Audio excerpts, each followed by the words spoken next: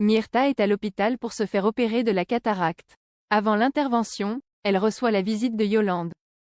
Cette dernière est extrêmement stressée par son rendez-vous avec Lodi.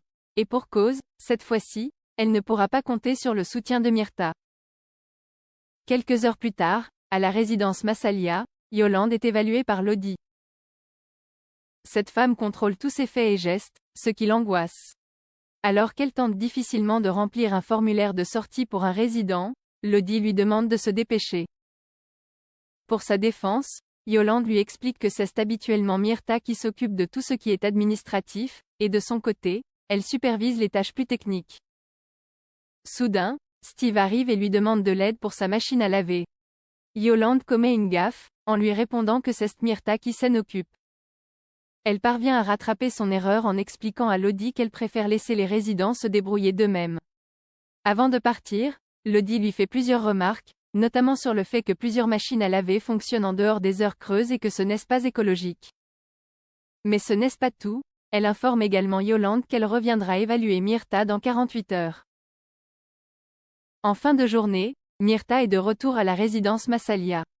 Son opération s'est bien passée, et elle doit porter un bandeau sur les yeux durant 24 heures. Pour la rassurer, Yolande lui fait croire que son rendez-vous s'est parfaitement passé. Elle lui annonce qu'elle a, elle aussi, rendez-vous avec Lodi ce jeudi, à 11 heures du matin. Myrta lui répond qu'elle ne sera pas en état de travailler. Ne sachant plus comment réagir, Yolande n'a d'autre choix que de lui dire la vérité, on est fichu. Dans la maison de vacances située face à la mer, Jennifer joue aux fléchettes avec Laurent. Elle tente de le manipuler en faisant remonter à la surface leurs souvenirs d'enfance. Et soudain, elle aperçoit une joggeuse en train de courir le long des falaises. Jennifer demande à Laurent de lui apporter un verre, et il s'absente donc quelques instants. Elle en profite pour écrire un message sur un papier, puis elle essaye de l'envoyer à la femme grâce à l'aide d'une fléchette. Mais au même moment, Laurent sort de la maison et voit la scène. Laurent récupère le SOS que sa petite sœur a tenté d'envoyer à la joggeuse, puis il lui plante une seringue dans le cou. Quelques minutes plus tard, une fois que sa sœur est réveillée, il lui dit qu'ils vont devoir reprendre la route, car il ne peut pas lui faire confiance. Au Mistral, Samuel poursuit en solitaire son enquête sur la disparition de Jennifer. Il demande à Gabriel d'identifier l'endroit où a été prise une vieille photo de la jeune femme aux côtés de ses parents et de son frère.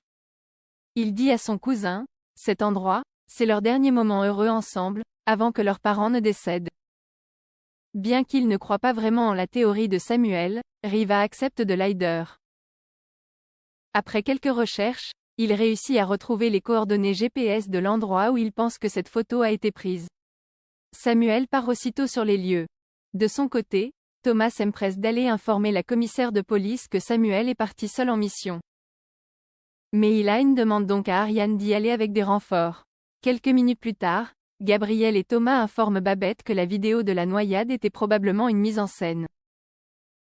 Ils sont tous les trois inquiets pour Samuel, et plus particulièrement Gabriel. Samuel arrive près de la maison de vacances.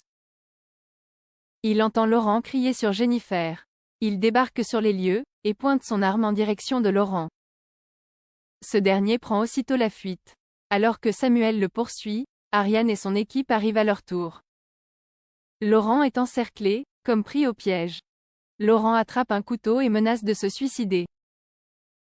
Jennifer arrive et demande à son frère de ne pas commettre un tel acte. Au même moment, Ariane réussit à canaliser Laurent. Ce dernier est menotté, puis emmené dans un véhicule de police.